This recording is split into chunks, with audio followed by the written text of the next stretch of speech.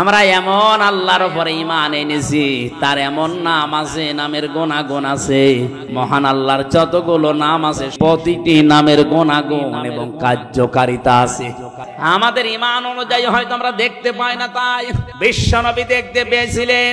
বদরের ময়দানে দুহাত উঁচু করেছিলেন এমন ভাবে তার এই বগলের সাদা জায়গা পর্যন্ত দেখা যাচ্ছিল। বিশ্বনবী ওই দিন দোয়া করেছিলেন, হে রব, 313 জন নিয়ে এসেছিলাম, একটাও কেউ দেখতে পায় না, কোথায় তারা? হযরতে আবু বকর নবীজিকে চাদর উপরে দিয়ে দিলেন শরীরের, ডাক দিয়ে বলেন, হে নবী, আপনার 313 জন সাহাবী একটাও মারা যায়নি, সবগুলো বাতিলের ভেতরে বন্টন হয়ে গেছে।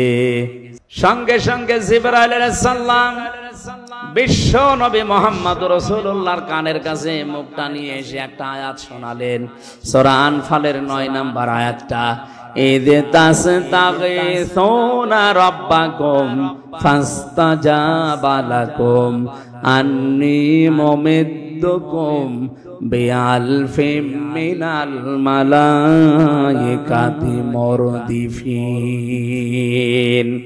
হে নবী, আপনার কান্না বন্ধ করেন, শুধু আকাশের দিকে একটু চোখটা তুলে দেখেন, আল্লাহর সাহায্য আল্লাহ তার রব নামের কারণে পাঠিয়ে দিয়েছে।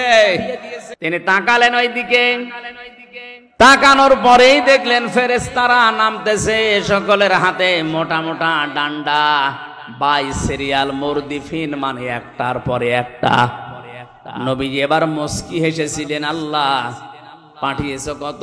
আল্লাহ পাক বলেন 1000। নবীজির মন শান্ত হয়নি, আল্লাহ পরবর্তীতে আয়াত নাজিল করে বললেন 3000। এরপরও নবীজি সান্ত্বনা পাচ্ছিলেন না।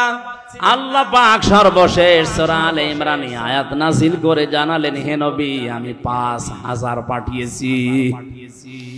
বদরের ময়দানে আপনার সৈনিক মাত্র 313 জন, আর ওরা গেছিল 1000। আপনাকে আমি 1000ই দিয়েছিলাম, আপনার মনে আমি সুখ শান্তি স্বস্তি পাইনি, এই জন্য সর্বশেষ আপনাকে 3 থেকে 5000 ফেরেশতা সব সজ্জিত অবস্থায় একটার পরে একটা আমি আল্লাহ নামিয়ে দিলাম। ফেরেশতা যে নাজিল হয়েছিল তার বাস্তব প্রমাণ নবীজির কাফের ছিল ওই সময় এক চাচা, হযরত আব্বাস। তিনি মুসলমান হওয়ার পরে এসে বলেছিলেন, ভাতিজা, তুমি তো জানো আমি তোমার চাচা কেমন শক্তিশালী, কেমন শৌখিন, সোনার বোতাম আমি ব্যবহার করতাম।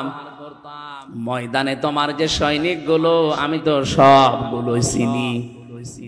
নতুন নতুন কিছু সৈনিক আমি দেখলাম, যাদেরকে এর আগে কোনোদিন তোমার আশপাশে আমি ঘুরতে দেখিনি। নবীজি মিসকি হাসলেন, ডাক দিয়ে বলে, চাচা কার কথা বলেন? বলে, ওই যে ময়দানে আমি যখন যুদ্ধে লিপ্ত ছিলাম, তাকিয়ে দেখলাম পেছন দিক থেকে কে যেন এসে আমার ঘাড় ধরে উঁচু করে ফেলেছে। নবীজি বললেন, কি দেখলে? কাকে দেখলে চাচা? হঠাৎ করে বিশ্ব নবী মুহাম্মদুর রাসূলুল্লাহর কাছে জিবরাইল এসে একটা হাসি দিয়ে চলে গেছে। জিবরাইলের এই চিহ্নটা দেখার পরে নবীজির চাচা আব্বাস বলেছিলেন, ভাতিজা, এই যে কিছুক্ষণ আগে একটা সৈনিক দেখলাম, কোথায় গেল? এখন আর তো দেখতে পাই না। নবীজি বলেন, চাচা কাকে দেখলেন? ওটা সাধারণ সৈনিক না, ওটা আল্লাহর ফেরেশতা জিবরাইল। নিজে কমান্ডার হয়ে আজকে এই বদরের ময়দানে নাজিল হয়েছে, তার পেছনে আল্লাহ পাঠিয়েছে 5000 ফেরেশতা।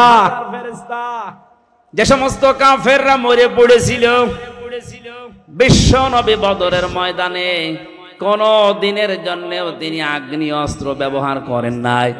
অথচ যে সমস্ত কাফেরেরা মরা পড়েছিল, যে ওদেরকে কাছে যে দেখলেন অধিকাংশ গুলোর শরীর পুড়ে গেছে। তার মানে ফেরেশতারা যে মোটা মোটা ডান্ডা নিয়ে নেমেছিল, ওটা ডান্ডা শুধু না, ওটা জাহান্নামের পোড়ানো রড ছিল। যার শরীরে লাগিয়েছে ওখানেই ও শেষ। নবীজির বিশ্বাস ছিল আল্লাহর উপরে, তার নামের উপরে, কার্যকারিতার উপরে। আল্লাহ বিশ্বাস অনুযায়ী পাঠিয়েছিলেন ফেরেশতা। আমাদের ওই পর্যায়ে যায় না, এই জন্য ফেরেশতাও আসে না, আমরা দেখতেও পাই না। কিন্তু আমরা বিশ্বাস করি বদরের ময়দানে যে ফেরেশতা এসেছিল, শুধু বদরের জন্য না, এই যে তাস্তাগীসুনা, এটা মোজারে, বর্তমান, ভবিষ্যৎ, প্রেজেন্ট, ফিউচার, কিয়ামত পর্যন্ত আয়াতটা থাকবে। আমরা যদি আল্লাহর উপরে ঈমান আনতে পারি, সত্যি যদি তার অস্তিত্ব আমরা মেনে নিয়ে তার নামগুলো বিশ্বাস করে কার্যকারিতা কিয়ামত পর্যন্ত আছে, যা যদি সত্যি আমরা দেখাতে পারি, মহান আল্লাহ এখনো ফেরেশতা নাযিল করে সাহায্য করতে পারেন। আল্লাহ আমাদেরকে কোরআনে কারিমের আয়াতের বাস্তব কিছু যেন দুনিয়ায় দেখান, বলেন আমিন। বিশেষ করে আজকে ফিলিস্তিনের মুসলমানদের জন্য এটা বড় বেশি জরুরি হয়ে পড়েছে। আজ ছোট ছোট বাচ্চারা ওই মরুভূমির পাথরের উপরে লিখতেছে, আল্লাহকে চিঠি দিচ্ছে, আল্লাহ ওয়াজআলনি মিন লাদুনকা ওয়ালিয়্যা ওয়াজআলনি মিন লাদুনকা নাসীরা। ইয়া আল্লাহ, আর পারা যায় না, সহ্যের বাইরে চলে গেছে। মা নেই, বাবা নেই, বড় ভাই নেই, বড় বোন নেই, সবাইকে ওরা মেরে ফেলেছে। আমি 2 বছর, 2.5 বছর, 3 বছরের বাচ্চা কি বুঝি? দুনিয়ায় কেউ যখন এগিয়ে আসে না, আমি তোমার কাছে চিঠি লিখলাম, মহান আল্লাহ তোমার পক্ষ থেকে তুমি আমাদের জন্য সাহায্যকারী পাঠাও। এই জন্যই মনে হয় আল্লাহ ইরানের মনটা একটু নরম করে দিয়েছে। বিশ্বের 57টা মুসলমানদের মন যদি এরকম একটু নরম আল্লাহ করে দিত, অন্তত এখনো যেভাবে সাহায্য করছে অনেকেই, প্রত্যেকটা মুসলিম রাষ্ট্র যজাজিমানের দাবি পূরণ করার জন্য সবাই কাশ্মীরের পাশে দাঁড়াতো, আমরা আজাদ কাশ্মীর পৃথিবীতে দেখতে পেতাম। মরণের আগে যেন এটা দেখতে পায় যে আজাদ হয়ে গেছে কাশ্মীর। বলেন বলেন, আল্লাহ পাক যেন এটা দেখে মরার তৌফিক দেন, বলেন আমিন। আমরা যদি আজাদ না হতাম, আমরা যদি মুক্ত হতে না পারতাম, কত কিছু আমরা আজ নিজেদের মন মতো করতে পারতাম না। আপনি টের পাচ্ছেন, ওরাও আজ মুক্ত হতে পারে না, আজাদ হতে পারে না, এই জন্য অনেক কিছু মন মতো করতে পারছে না। মানুষকে আল্লাহ বানিয়েছে এই মুক্ত জীবন দিয়ে। এটা পাখি না যে খাঁচার ভেতরে ভরে রাখবেন, হাত পা ডানা কাটা পাখির মতো শুধু ছটফট করছে। বিশ্বের মানচিত্রে আজ একটা পতাকা দেখতে চাই, যেটাই লেখা থাকবে ইলাহা ইল্লাল্লাহ মুহাম্মাদুর রাসূলুল্লাহ।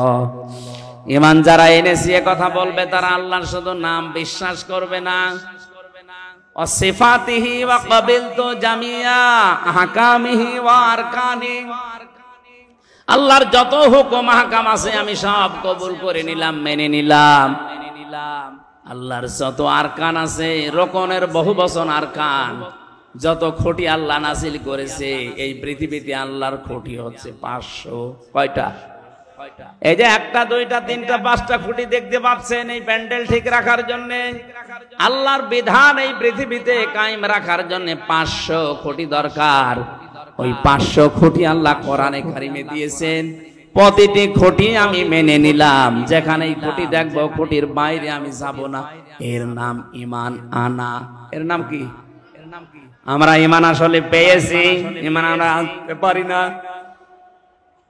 সেই ছোটকালে কায়দায় যেটা পড়িয়েছিল মক্তবে হুজুরেরা, আমানতু বিল্লাহি কামা হুয়া বিআসমাইহি ওয়া সিফাতিহি ওয়া ক্বাবিলতু জামিয়া আহকামিহি ওয়া আরকানি, এটার উপরে আমাদের বাকি জীবন যেন আমরা ঈমান এই নিয়ে সেট করতে পারি, বলেন আমিন।